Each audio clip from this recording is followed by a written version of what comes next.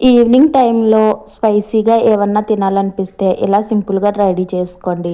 5 నిమిషాల్లో చేసేసుకోవచ్చు.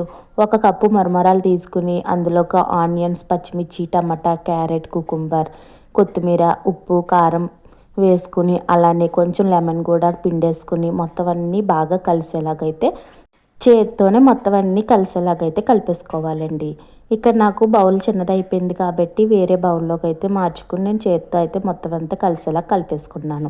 ఇలా చేసుకుని తర్వాత పైనుంచి కొంచెం వేరుశనగ గుళ్ళు ఫ్రై చేసుకుని వేసుకుంటే అవి కరకరలాడుతూ ఉంటాయండి. ఇందులో ముందుగానే వేసేసుకోవడం వల్ల నిమ్మరసంకి మెత్తబడిపోతాయి. ఇలా మొత్తం అన్నీ బాగా కలిసిపోయిన తర్వాత అప్పుడు వేరుశనగ గుళ్ళు వేసుకుని పైనుంచి తింటే చాలా బాగుంటుంది.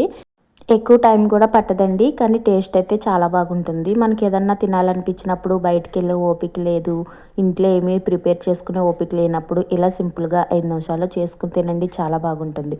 అలాగే చూసి వెళ్ళిపోకుండా ఒక లైక్ కొట్టండి.